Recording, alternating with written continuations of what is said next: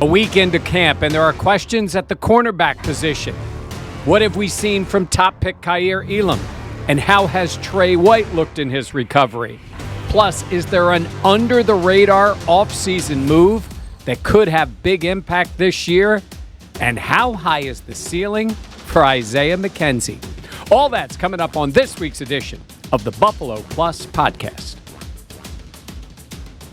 All right, welcome back to the Buffalo Plus podcast presented by Buffalo Plus. Mike Catalana, Dan Fates. I am Jenna Cottrell. We are breaking down Bills camp. We've been there for the last 4 days. On Thursday, the Bills took a break getting ready, so we wanted to kind of do a little recap of what we've seen so far. But before we get started, please be sure to like, comment, and most importantly, subscribe to the Buffalo Plus YouTube channel. All right, Mike, Dan, we've been at practice at Fisher. We've seen a lot of Bills football in these last couple of days. Mike, what has kind of stood out to you the most as we take this first break? Yeah, they're embracing it. They're embracing the atmosphere. And I think it's been a positive for them. You know, the last couple of years, it was strange. A couple of years ago with COVID, they were, I just think, thrilled to be able to go do something on the field when they eventually did. And then last year, it was just strange, you know, with just limited fans. Honestly, fans, take a bow if you've been out of camp. You add a lot. I really do think you do. And the energy has been palpable. I mean, you feel it when you're out there, especially coming on the field, leaving the field. Again, these days can get long. You know, you're wearing those pads in 90 degrees or close to it. I think they've been great, and I think it's added to the competition too. I know for us, it's been great to be out there more, but Dan, I love what we're seeing out there, the way the team has responded to the fans. Dan, Jenna's dying to say something. I was saying, Dan, before you jump in, I loved how on Wednesday there was a shout break. Like legitimately the fans started singing the shout song before they transitioned to another point of practice. Before we go into the next part, is there a pushback on shout? Like I posted that and people are like, enough already. I'm thinking, no, I guess people will tell us. Tell us in your comments here. Are you tired of shout? You want another song? I don't know. I mean, it's the Bills and the shout song seem to go together. But yeah, I think it's funny. After practice, it almost feels like a rock concert, like when the autograph signings start. Like we have had every day after practice, we get players that come to the podium for the general media, but then you could also kind of get somebody off to the side if you want to talk to them individually.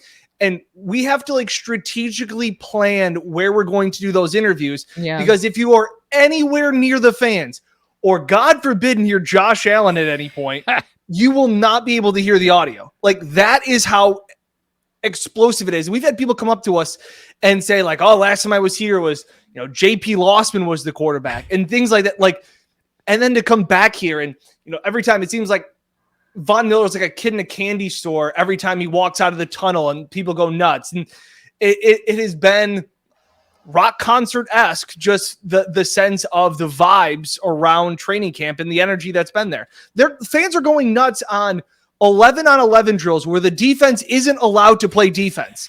And Josh completes a pass to Diggs and the crowd erupts like it's a third down and long against the Patriots. It's Again, I hate to be one of those. I usually don't like to be that guy that's like, oh, these fans are cool.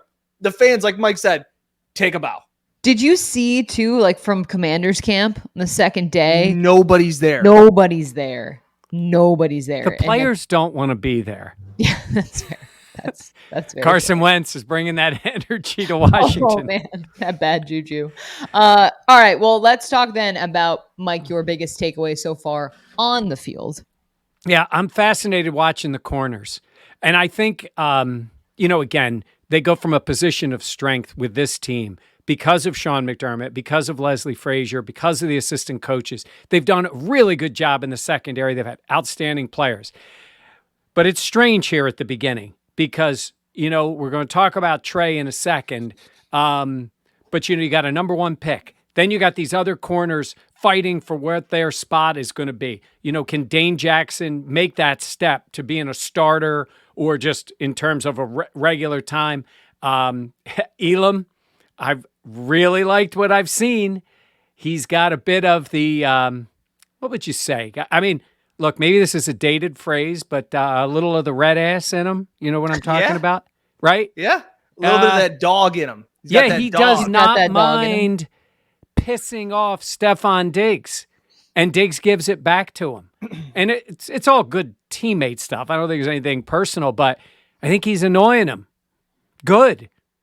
And I'm liking to see that. But again, we're seeing that position, and I think it's evolving, but I think it comes from a good place because you got a lot of talent. You're waiting on Trey. You're seeing how these guys move up. So I'm really enjoying watching the corners. And on the offensive side, it doesn't seem like there's much of a learning curve with this offense.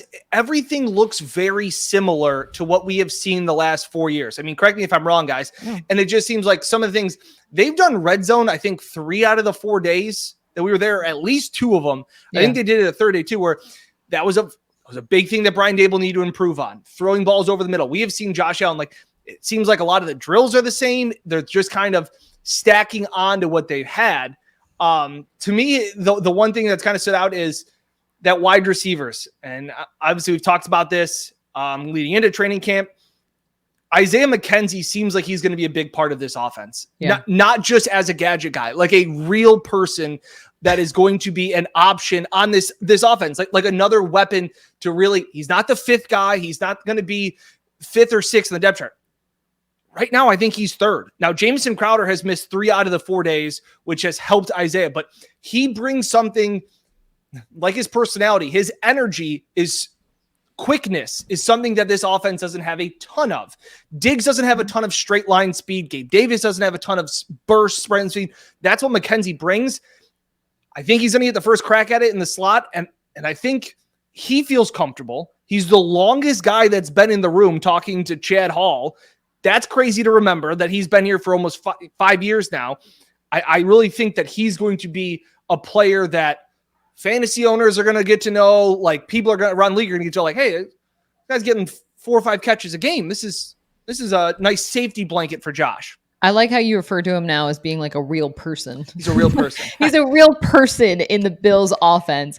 I feel like, yeah, maybe for other people playing fantasy, he would be that guy that people pick up kind of like a sleeper pick that can contribute a lot. I mean, we saw what he did in that New England game. And I feel like that, and when we talked to him about it, that really set the standard for what he wants to be, what he can be, and gave him a lot of confidence.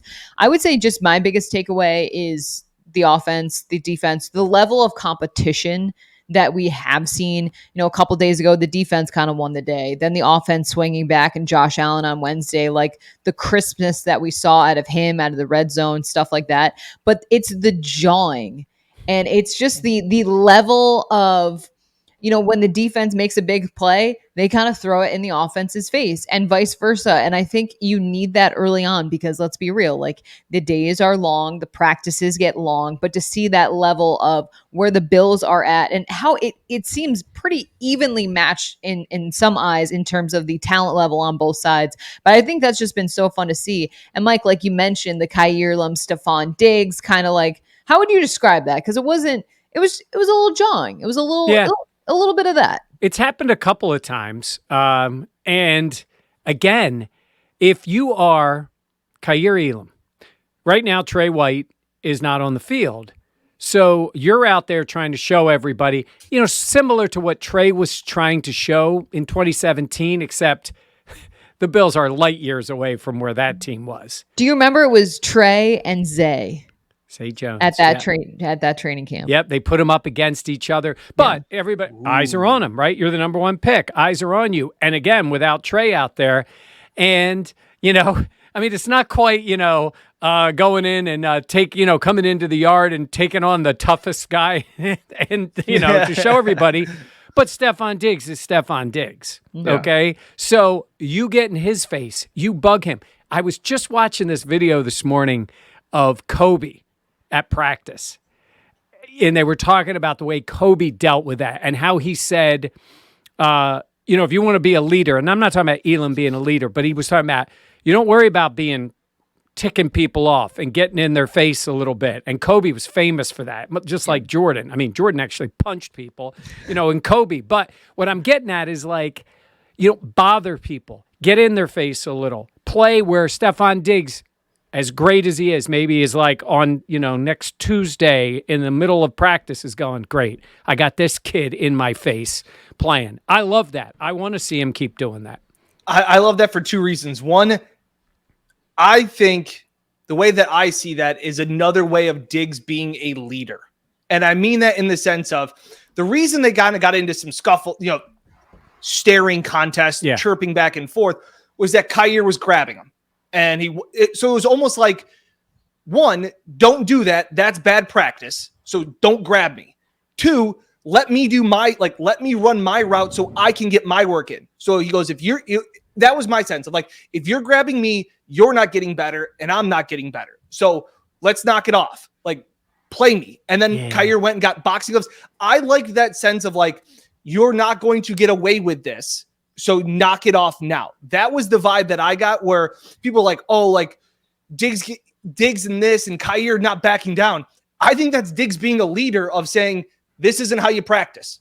Like, guard me straight up. I agree. But Jenna, I like that he's pissing him off a little bit. Well, I see both sides of that. Like, I understand completely what you're saying, Dan, and like Stephon Diggs being like, this needs to be better. You can't rely on that. This is how it's going to go. And then I also feel like Kyer, and just what we've heard from him, we haven't really had the opportunity to talk to him since rookie camp.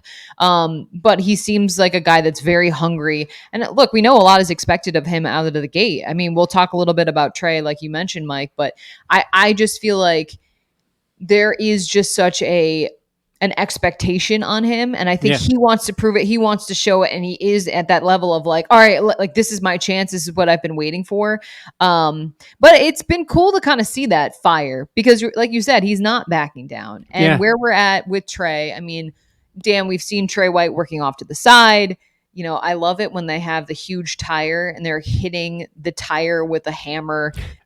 Trey White has not been wearing a brace, but I just think we don't know where he's going to be at, but what we've seen, what have you seen? I see a guy that looks very comfortable. Again, when we recorded the last podcast on the audio version, wherever you find wherever you listen to your podcast, we had kind of said that it was just after Brandon Beane was kind of saying these cryptic messages about how you recover and were other ligaments torn depending on ACL and recovery time. And then I was like, oh, I didn't like that for the first time. And then the next day, Trey White is jumping off one foot and exploding, leaping, jumping. And then he's doing fast feet and high knees. Looks great. He's a guy that, not Rex Ryan quote, not a doctor. I'm not a doctor. Looks like a guy that's close.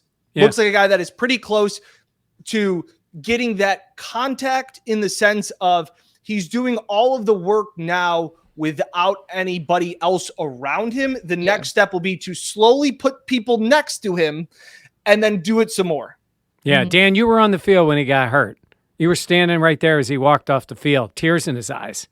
Like, you've got to come back from that mentally too. And Trey is tough as can be mentally, smart guy, valedictorian of his class in high school. Like he is that guy, right? But this is different because that's a very serious injury. So there are levels. And I think, look, does it matter if Trey White's on the practice field Monday or a week from then? No. It's Trey White.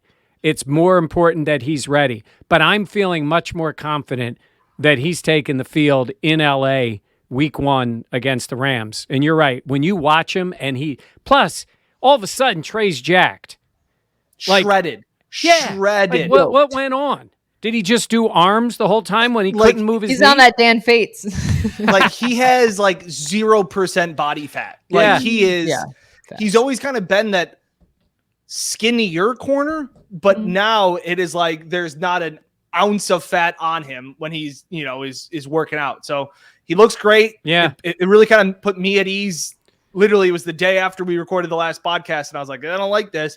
And then all of a sudden he's high knees, sprint, running quickly, fast feet, jumping up off of the injured knee, his injured leg. Like he wasn't just doing it on his right leg, he was doing it on his left leg. So it was good. And I can still remember that Thanksgiving and him just going down and being like, that's not good. Yeah, you texted me. I'm in the press box, Dan's on the field, and everybody in the press box is trying to figure out what's wrong with Trey. And do you remember what you tweeted? I said, what did I say? I said he looked like he got. You said cramp? I think he's got cramps. He'll be okay. Because we couldn't see him. Right. in his face. Like all we could see was them whole, and it, guys get cramps and it was hot inside the dome and all that. Then you texted me and you're like, he's in tears. This is not good. Yeah. And then from that moment on, I think we knew, the doctors, I think, knew right away. So, Jenna, to the point of Trey, August 1st, he's in this spot, when we're closing in on August 1st. That means it's 5 weeks until they're playing, almost 5 weeks, 4.5 weeks, whatever it is. So I'm feeling pretty good right now, the way he looks. I would agree. It's good to see that explosiveness. Yeah. Because that is something that can be a question mark coming back. And I think it is just about slowly acclimating him to having other people around him and then going from there. But to see where he's at individually right now, I mean, that's a huge sign. But Dan, no brace, which I think people have talked about. Yeah, we were talking about before we came on air. Known friends that played college baseball that tore their ACLs. Some wore the brace after they came back. Some didn't. And I remember asking my friends that didn't wear the brace, like, you're crazy. And they pretty much said the trainers, it doesn't, for the amount of mobility those braces take away, they don't add to protecting the knee from another tear. So it was like, it's 6 of one, half dozen the other, because if you're a wide receiver, cornerback, running back, somebody who needs to cut and move around and move that knee, is more than having the safety net, maybe the mental barrier of like, I have a brace on. Like, will the brace save me? I don't know. So that was part of the things that I've heard just from my playing experiences getting around that. And we don't know when he takes the field with his teammates if he won't be wearing a brace. Yeah, exactly. Because right now he's just standing there with the trainers and doing more just, I'd say, more than aerobic exercises, but he's not playing football yet. Yeah. But I want to see him too. I think, here we are talking about, Kyer and his development and how he's working. Like, I'm sure Trey's there in the meetings and things like that and coaching him up on video and stuff like that. But man, it's going to be valuable to see Trey White do the things that he's telling him to do in meetings, to actually see it hands-on, because that was part of it. And that was a little bit of the knock on Kyer coming out of college is he's handsy. He's really grabby and he's physical. That's a good thing. Pass interference is called a lot in the NFL more than in college. And one of the things, let's just tell somebody else, one of the things that Trey White is really good at is grabbing and holding and not getting flags. Like, he just knows how to do the right way. He knows how to grab where a ref isn't. Sometimes I've seen him, he almost gets his hands in the belt so that the belt doesn't pull, because like a jersey would. So a jersey gets pulled, but Trey can hold your pants, and then that just slows you down enough for Trey to make to knock a ball away. Those are the things that I really can't wait for Trey to get back for the sake of Kyer. Yeah, that makes sense. A little inside baseball stuff. Love to see it. I'm interested to see when the pads come on and all that stuff, to kind of see more, little bit. Exactly. The thud up portion of training camp. Yeah. To see, because right now it's obviously kind of more skill based stuff like that. And then when you add the physicality, we'll get a better look at what Kyer will look like in this defense, and then go from there. But hey, Jenna, I wanted to add one more thing on the corners briefly, since we were at this, and before we go maybe to the other subjects. I think they really want to get Saran Neal on the field more. He made that great play against Stephon Diggs. Do you know what I'm talking about? It was yesterday. It was Wednesday, back of the end zone. Or was that Tuesday? That would have been, in the back of the end zone, was right at the corner. That would have been on Wednesday. Yeah. Okay, yeah. And he called, incompletion. Now, Diggs caught it, but he was right there with him. I just think, what have we heard from other guys? They say he's the best athlete on the team. I don't know if that still stays, but I just have this feeling they want to get more snaps from him. We've seen him line up on the outside. We know he can play that, I guess would say big nickel, but I think they want it. Again, this is the time to see it too with guys out, but I just wanted to throw that in there while we were talking corners. If we're talking more about that too, Dane Jackson, obviously a guy that has had some experience, especially last year. The way Sean McDermott talks about him, the worker that he is. And then I thought this was interesting was I just asked Micah Hyde, like, is there a guy, it's early on, but is there a guy that stood out to you? And he says Cam Lewis always stands out to him. They love Cam Lewis. They love him. So Yeah. I wonder if that would ever translate into him getting more time on the field, but it is just something where to have a guy like Micah Hyde constantly be talking about Cam Lewis, it's like, okay, that's Yeah. noteworthy to me at least. No NFL team has ever said we have too many guys that can play corner. Okay. So they're always looking for guys. And Cam Lewis has hung in there. So Yeah. we'll see. Let's go back to the offensive side of the ball. We've talked a lot about Gabe, Stephon Diggs. Dan, you mentioned Isaiah McKenzie, him being a real person in this offense. What do we think the ceiling for McKenzie can be? Yeah. I think Dan hit on it earlier. And, Jamison Crowder, it's a few days, but man, that's a big few days for Isaiah. And he has embraced it.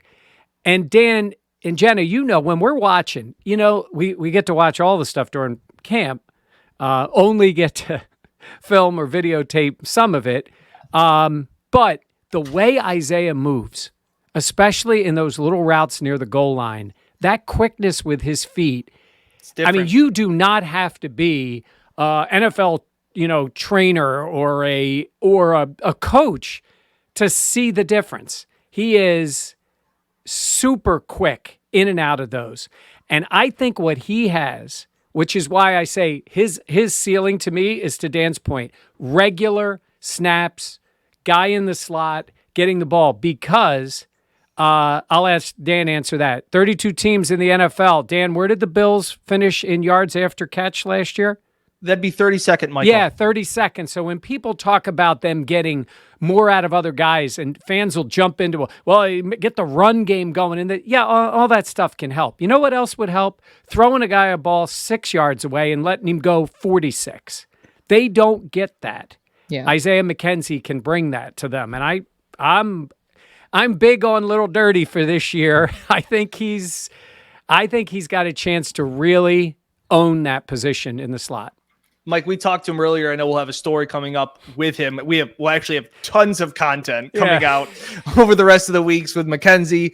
But he also, you joked around about that Patriots game, and he said it felt good to be called upon and to succeed. And he goes, and the year before was the Miami game in week 17 when he had the big game. He goes, so I have about one. He goes, I'm good for one big game a year. And Mike goes, so what game are you going to have this year? And Mike goes, if you circled one day, he goes, well, hopefully it's more than one. And I thought that was the perfect answer. He is, Mike. He's twitchy in the best way along the goal line. I think he's building that trust more and more with Josh. We've heard him say that. They've also been very vocal. And if you haven't been to camp, this is nothing new. Isaiah McKenzie is the first wide receiver to do every single individual drill. He is first. He goes ahead of Diggs, and then it's Gabe Davis every single time. He is the first one. And I remember seeing it last year going like, wow, Little Dirty was just cutting Diggs in line. And then it's like, no, that's who he is. And that's what it is. And I think, guys, the fact that the Bills, Sean McDermott, Ken Dorsey, can trust how Isaiah will respond when things don't go well is also very telling to where they can feel some level of comfort, because he has fallen on his face.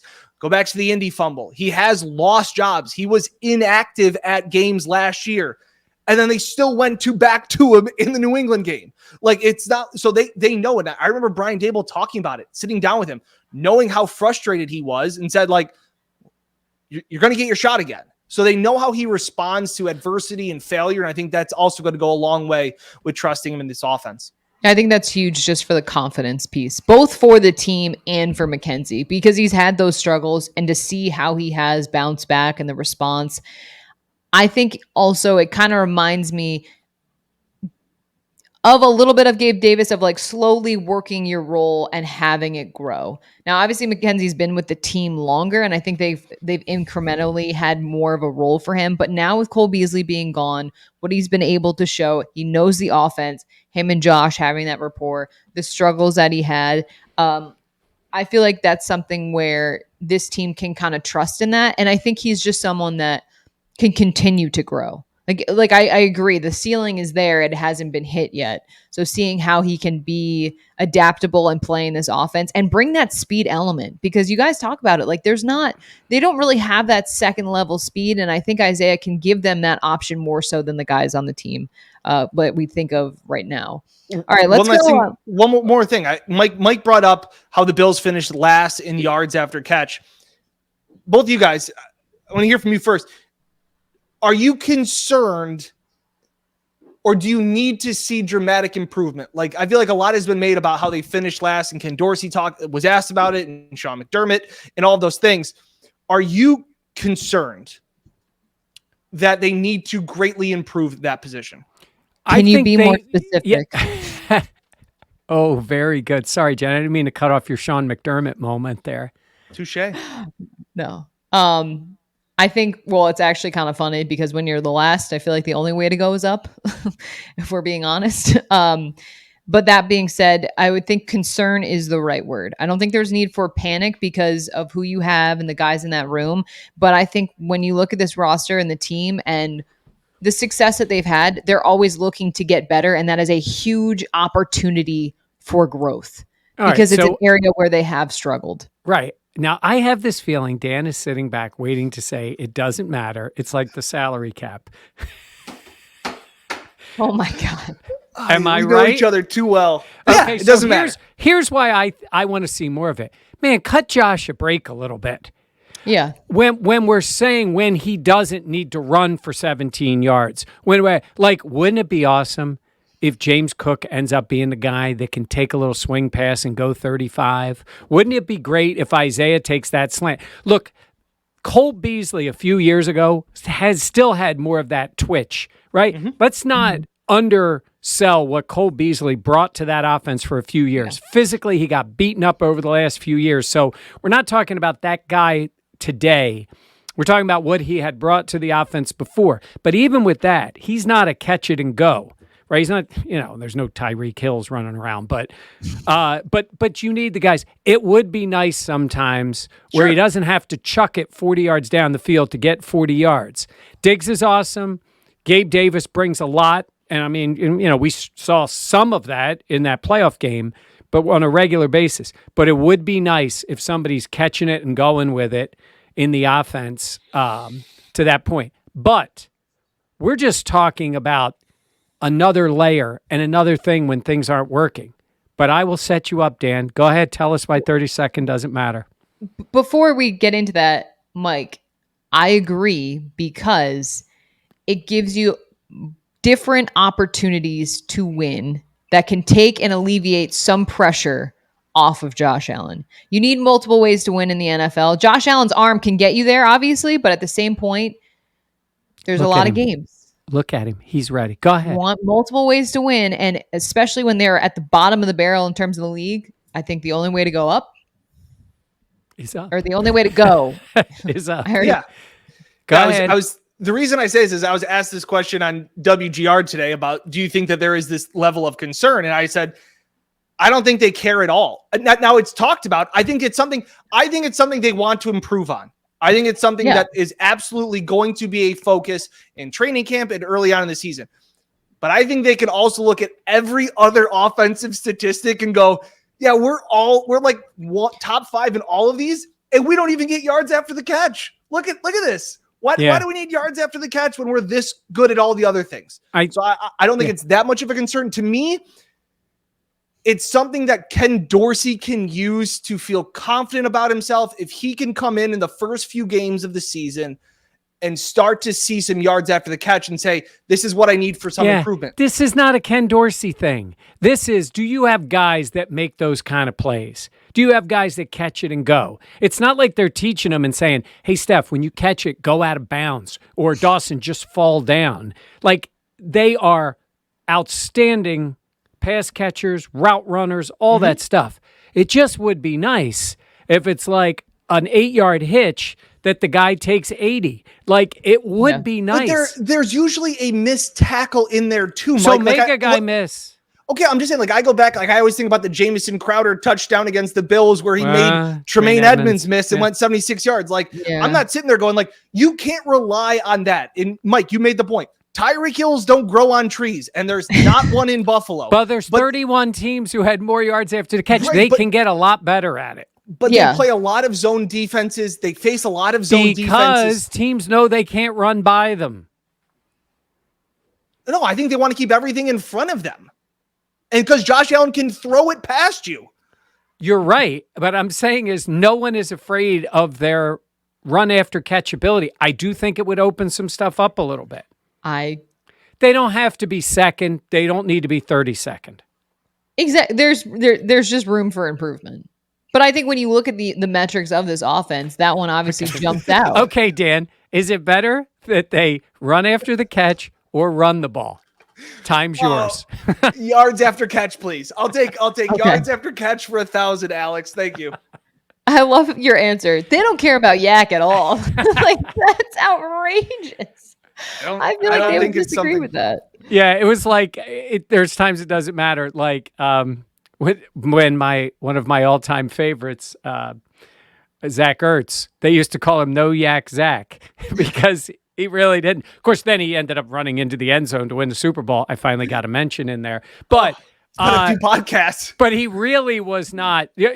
Some guys, that's not really what their strength is. But it would be nice. Let's see. It would be nice if they're not last. Yeah, there's that. Okay. It would be. It would be nice. They don't care about it at all. What if they had 1,000-yard rusher this year? Wouldn't that be nice? Would you want that? I would be fine with it. Okay. Oh, look at him.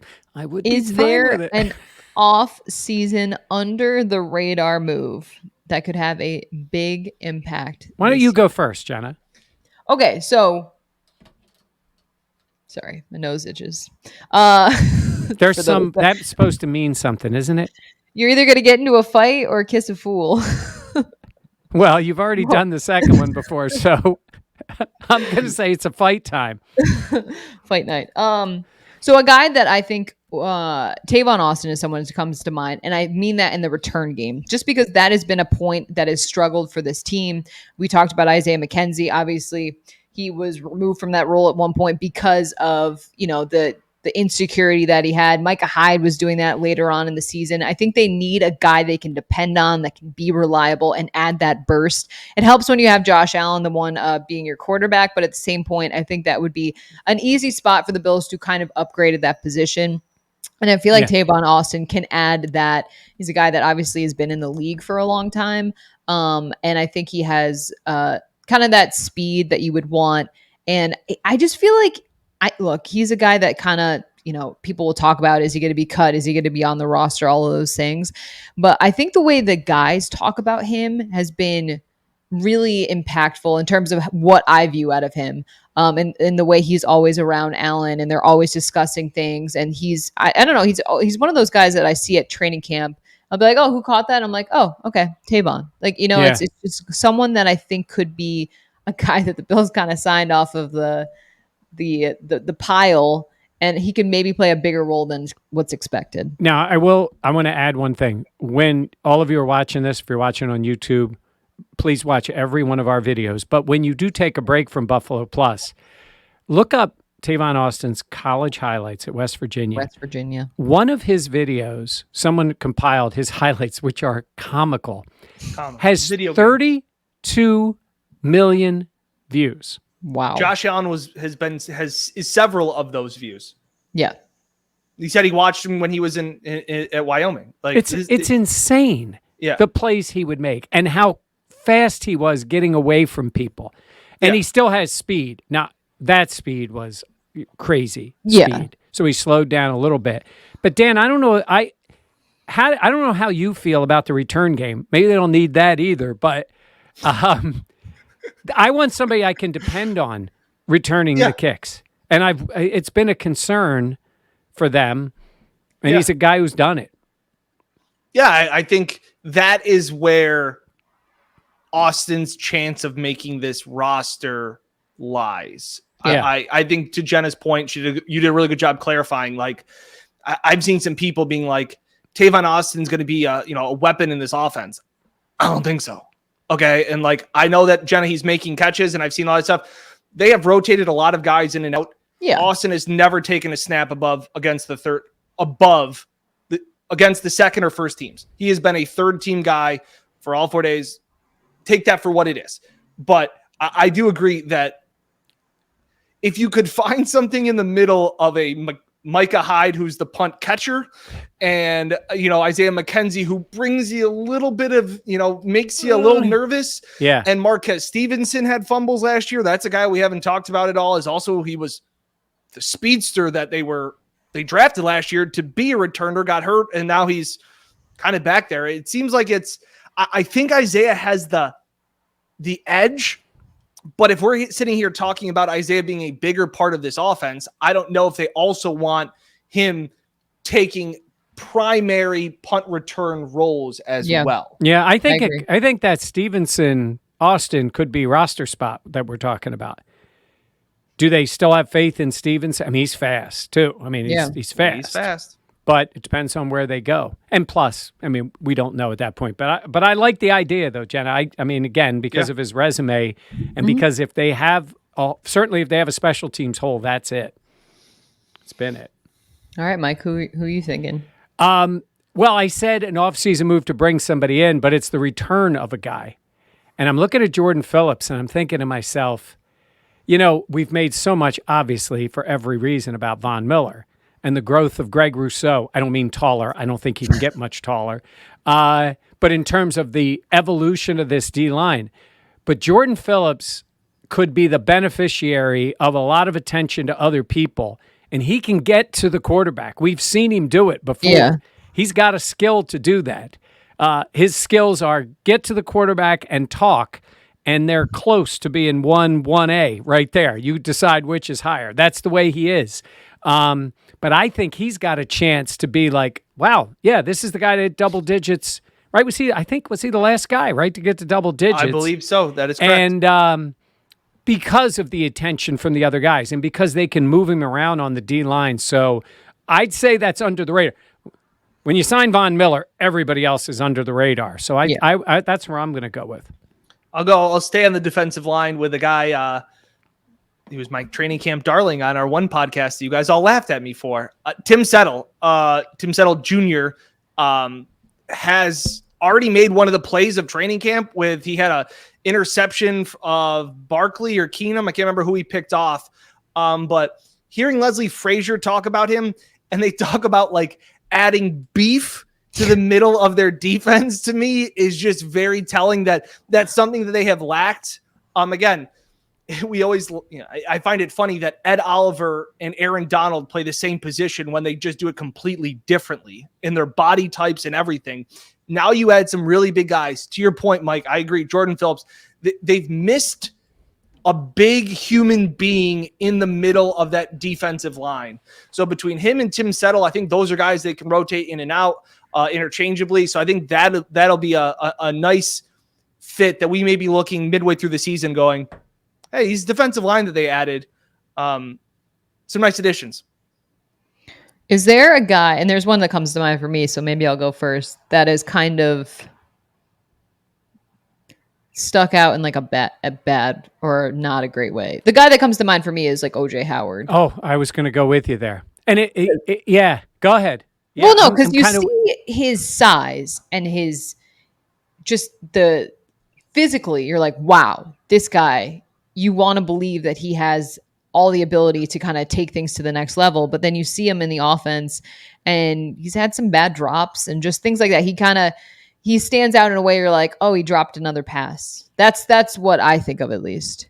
I don't know if there's anyone else. I mean, Mike, you said you also agree with Howard on that. I agree with Howard because I want to see more. Mm-hmm. And I think he was an elite athlete. He's got the size. He looks the part. But I think he's dealt with a lot of injuries in his few years. And I think what he's going to become, and he can probably be effective in this with his size, is more of an inline blocking second tight end who can catch the ball.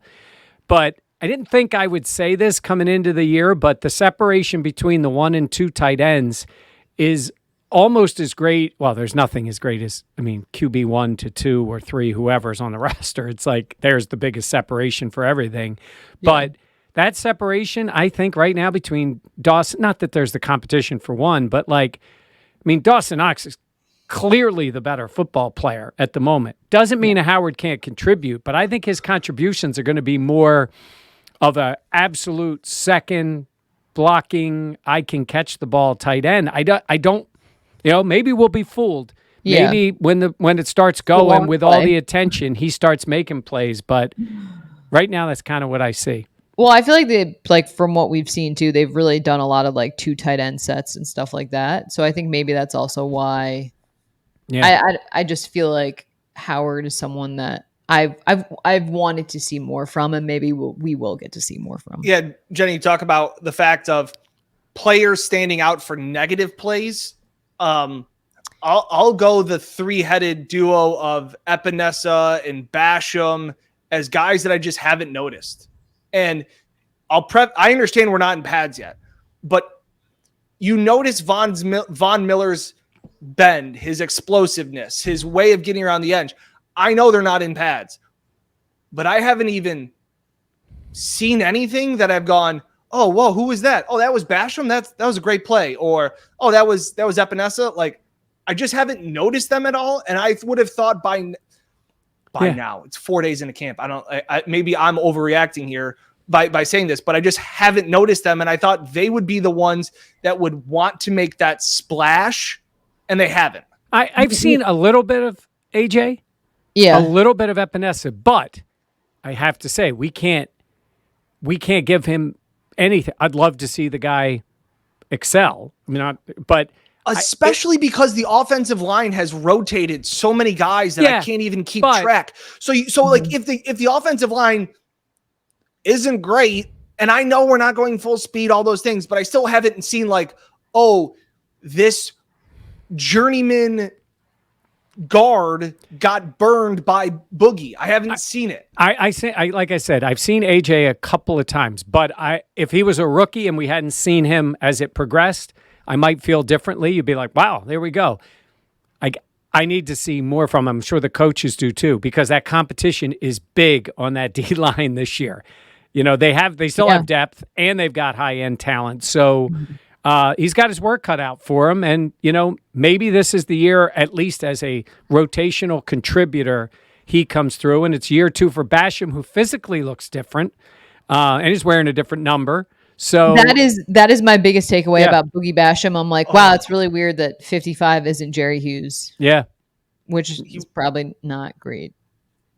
Yeah. He walks out and I'm like, who's, oh. Yeah, that's right. Yeah. All right. Well, we'll have plenty more coverage coming up. We have some special stories as well. Dan, go ahead. I'm going to say something nice about a running back. Oh, go ahead.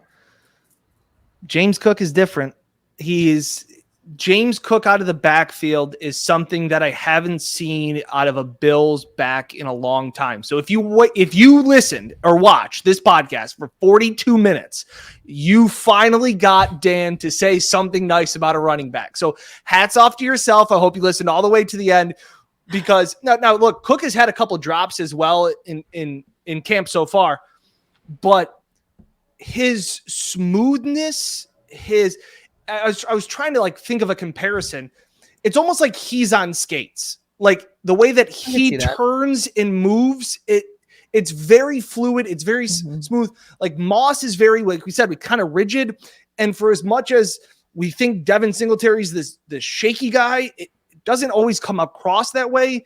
Cook is this smooth runner that I just haven't seen since McCoy. You know what I'm saying? Like it's just been a while where I haven't seen that out of Singletary or Moss. So I think that he could be another element, to Mike's point about yards after catch, things like that. He just looks different than the other running backs. That's my big point. That was my long-winded answer of that. And quick, without naming names, I will say we did get one tweet we saw this week where saying that Zach Moss is in the greatest shape of his life.